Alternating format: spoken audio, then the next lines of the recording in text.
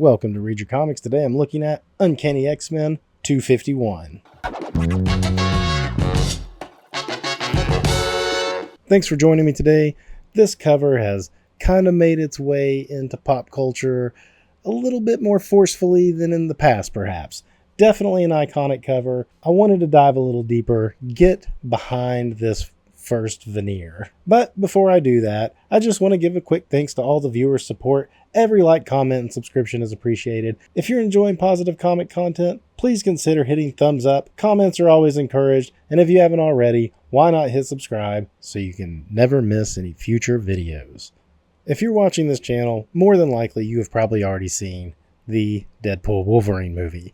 And if you have not, quick spoiler, turn it off now. This cover makes a quick cameo appearance in the movie. It was totally unexpected by me and one of those like just comic nerd out moments. So I had to pull the book out. It's been years since I've looked behind this one. I get it out because I want to post it on Instagram. And if you follow me over there, you know I always do interior pages on my posts. So I'm flipping through it and I'm like, wow, this might very well be Silvestri's best issue of X-Men. It's been a while since I've looked through all of them, but just flipping through this one, I was just so impressed again. I was like, I've got to do this one for the channel and just talk about some of the magnificent work that Marc Silvestri did here. Cover alone, this is an iconic cover. Now, like I said, when I posted it to Instagram, I actually got some feedback from R. Kikio Johnson, and he made an interesting point about how, despite Silvestri kind of being known as one of the best pencilers, he has a surprisingly low amount of really great covers, but this one being one of the most iconic, and he said he attributed it to John Buscema and Conan. I tried to look up a Conan image of this. There is an image of Conan being crucified like this. There are issues of Conan, though. There was a few different artist examples of Conan basically in the same situation. It is a nod to that, 100%. I always looked at the X being for X-Men, but, you know, definitely pulling from some Conan roots here. I think the cover, not only just the composition of Wolverine being crucified is just, you know, very intense, but the color choices on this deep lighter purple against this neon green, it pops so much off the shelf. So even when I was early collector and I wasn't super into X-Men, this is definitely a cover that, you know, grabs the attention no matter what. Also worth noting is X-Men was a twice a month book at this time, and Silvestri was doing pretty much all of it. I think there's probably a fill in here and there, but he would crank out at least 4 issues in a row during this twice a month era. So let's jump in. This is the Australian Outback era of X-Men. They'd gone through the Siege Perilous. The world thought them dead.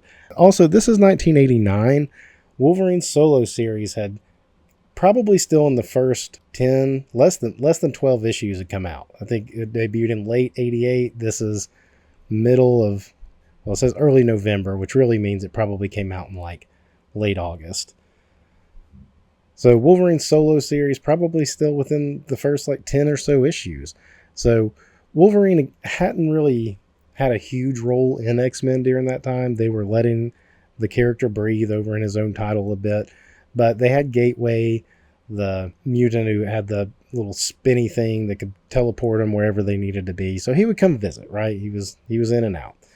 So it jumps right in, and I don't really remember exactly what was going on in the previous issues, but I don't think this was set up in the previous issue, so you kind of just jump right into this.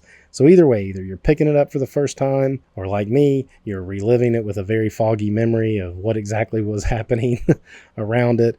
But we just start out. Wolverine's already up on this thing. I love this opening shot. I mean, like the shadow on his face. I wonder if this is supposed to be sweat or more blood. Really, there might have been a limitation on how much blood they could show, and maybe this would have been too much. So they colored it like sweat there.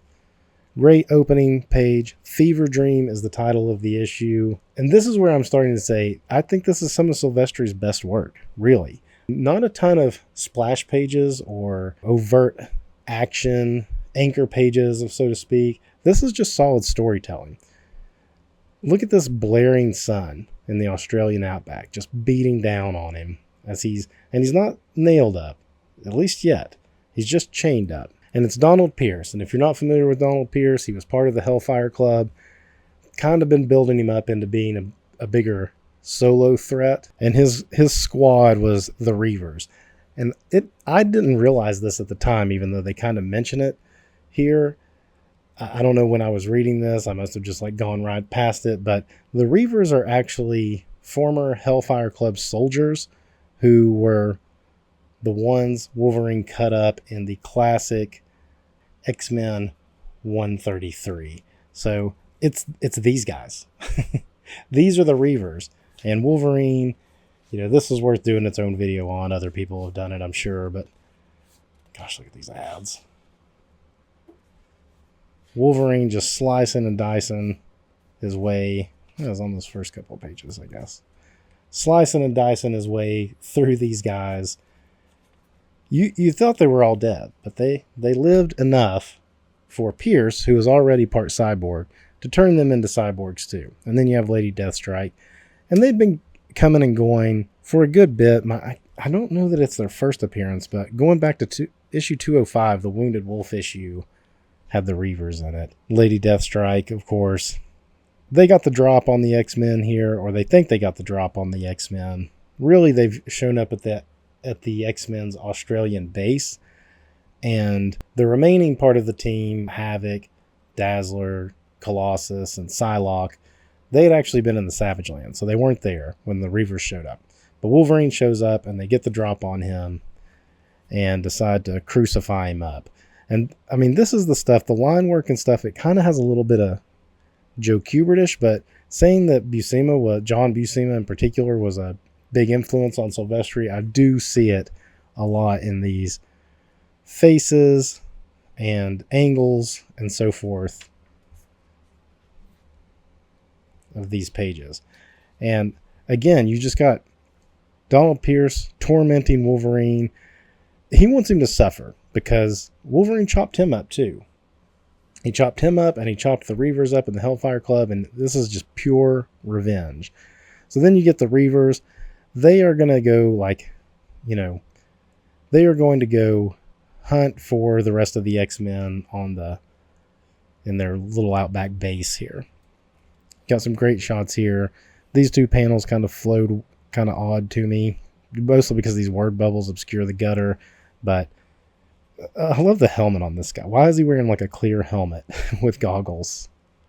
What's the point of the clear helmet, But I like the Reavers a lot. They show up in Punisher and stuff too back around this time. They're very of their time. Late 80s, Cyborg, Mad Max, RoboCop-ish. They're very much of that era. So Wolverine begins to hallucinate. We got Jubilee too. Jubilee just appeared for the first time, I think, 244 maybe? So about 6 issues ago. And I can't exactly remember why she's there, but the rest of the X-Men aren't. She may have just got left behind while the rest of the team went to the Savage Land. So now Wolverine starts kind of hallucinating. He sees Gateway. Gateway's bringing in the other X-Men. And he's like, oh good, the cavalry's here. They'll get me down. But wait a minute. If I'm here, why am I there? And this is where it just really begins. And you're kind of getting a recap of what's been going on with the X-Men at the same time. So Storm appears to have died by accident. Havoc killed her. But Wolverine didn't know this because he was off in Madripoor doing his own thing. Psylocke shows up and says the Reavers have turned her into a cyborg as well. It's, making Wolverine just kind of go nuts. She pulls out claws like Lady Deathstrike and slashes Gateway. Wolverine's like, this can't be. Psylocke, don't do it. Betsy, don't. I like what she says. Like my claws? Maybe not as macho stylish as yours, but they cut as deep. You got claws, I got claws, all God's children got claws. But then as she continues to rip the skin off, and now she becomes Sabretooth. So now you're really getting Wolverine just having a fever dream, going through all of his rogues, I guess at this point. And it makes you wonder, is Donald Pierce a fever dream? But, he's not, because you get Jubilee's point of view too, as she's following them around. So Sabretooth, who I guess is supposed to be dead or believed to have been dead at this point, and, he's going to put some cuts on Wolverine, and this is where we kind of learn, how did Wolverine get in this situation? Hallucination of Sabretooth begins to explain that Wolverine was coming back from Madripoor, I guess, to just check in with the team. Gateway could have ported him back, but he had to do his solo thing and make the journey on his own.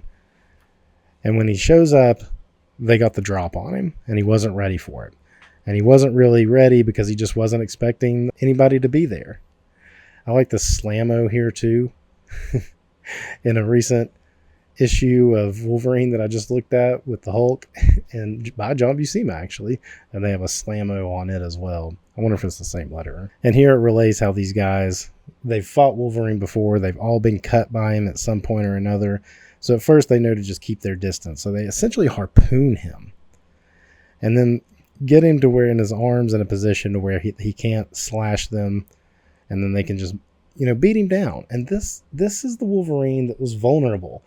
Wolverine today is just like an unstoppable tank. They like flay his skin off of him, and he gets up just a skeleton more or less with a few tendons holding him together, and still fights through it and heals almost instantly.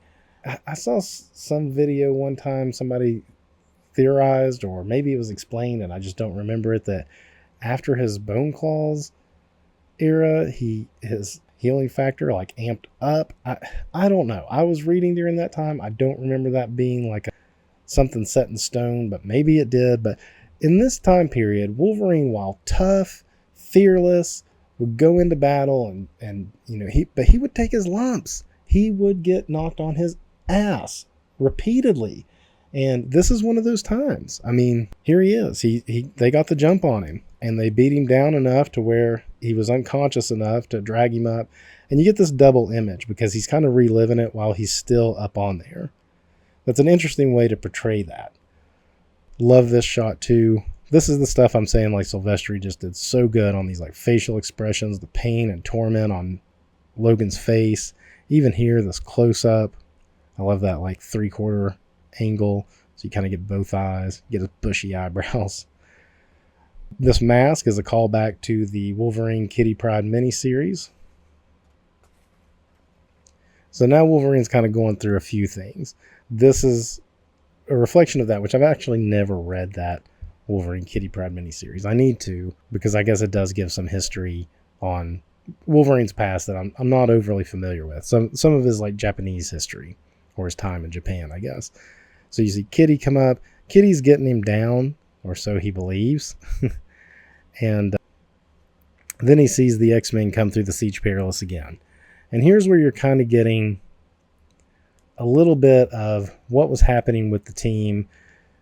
They come up, they're on the gateways, like a little, his butte that he hangs out on. And they're having a discussion about, are they even a team anymore? Should they use the Siege Perilous again to essentially transcend to the next life? That Wolverine's not around anymore. Storm, they believe, is dead too.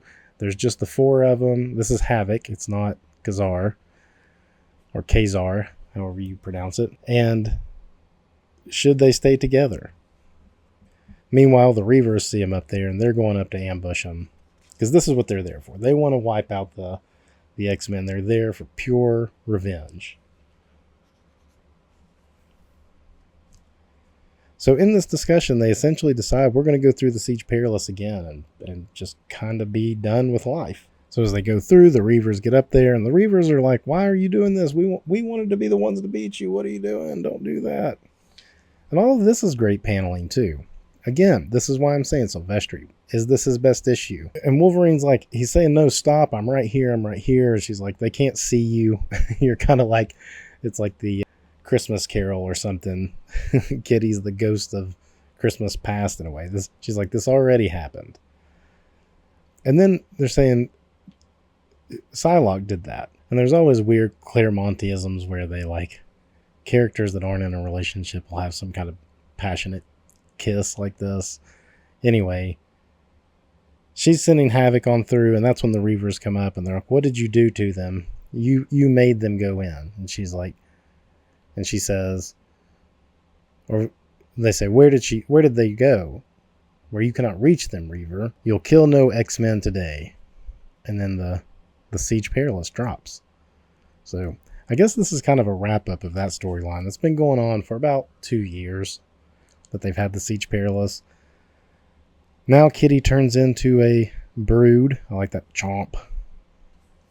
And Wolverine finds himself. Now it's nighttime, and he's still up there. So Pierce comes back, and he's bitter because he didn't get the other X-Men. And now he's going to use these wooden stakes, and they nail him to the X. And Jubilee has to watch it. And, you know, people know, I think, that Jubilee and Wolverine have kind of like Wolverine and Kitty had a mentor role with Jubilee, but not at this point. She's actually never met him. She doesn't know who he is. And then he crushes the Siege Perilous. Look at that crazy face. I think the way he does Pierce, too, he doesn't make Pierce handsome. He makes him kind of ugly. And I like that aspect of it. So some kind of storm is rolling in, so they go ahead and go inside and just leave Wolverine out there. And he doesn't want Wolverine to die, not yet. He wants him to suffer. He wants him to suffer greatly. And then you get more hallucinating from Wolverine. You see him with talking to Storm. He sees Jean. Interesting here, he says, "Give it a rest, Jeannie. You're dead too. Oops, sorry, my mistake. I meant to say you, the Jean Grey who was Phoenix, never really existed. So I guess I never really loved you." And then Mariko shows up. Says, kind of some guilt trip. Carol Danvers shows up. Not really there, of course. This is all in the fever dream. And then Storm is shown as a child here. And he questions, why am I seeing Storm as a child? And that's going to play into like the return of Storm. She appeared to die a few issues ago. In Jim Lee's first issue, actually. And now she's going to return and be a kid for a while. And I don't really remember all the details of that, but we're going to meet Gambit on the way and all kinds of stuff like that. So the Reavers are now inside. They're holding up for the storm. And that's where we got the rain on the cover, too. So you see the rain there, but in here's the rain because it's nighttime. Added effect with the skulls there because there's obviously no skulls there, but makes for a great effect on the cover, right? So now Wolverine's just in a pouring down storm. The Reavers are inside, and this is where Pierce is saying, I don't want him to die yet. Not yet. And you get Jubilee is now watching, and she's going through her kind of like emotions like, should I help him? I'll be exposing myself if I help him. I don't know who he is. Maybe he turns on me. Maybe he's not as good. I don't know anything about him. And I love the back and forth here. And as she's like contemplating whether or not to even help him, Wolverine turns on his willpower. Probably it's gotten colder and the water maybe a little refreshing. Maybe that allowed his healing factor to kick in enough for him to like, look at that. There's the stake going through his hand. To pull that off. So here's Jubilee even saying like, I thought the torture was the worst part, but this guy, he's like some animal. And the berserker in my soul can save me. So it's taking Wolverine something to like make this happen, right? Again, like I said, today, this would have been nothing. They probably wouldn't even have been able to get Wolverine in this position anyway. I like Wolverine when he was a little bit more vulnerable, when he was tough as nails, but vulnerable.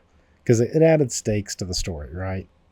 Love this panel here. All of these panels here. There's so much emotion and energy coming out of Wolverine freeing himself. And this, the screams and agony combined with the storm. So Jubilee's like, stop it. And then she sees him free, and she doesn't think that like he can see him, but then all of a sudden he's like, you gonna give a fella a hand or what? And that is the beginning of the Wolverine Jubilee friendship.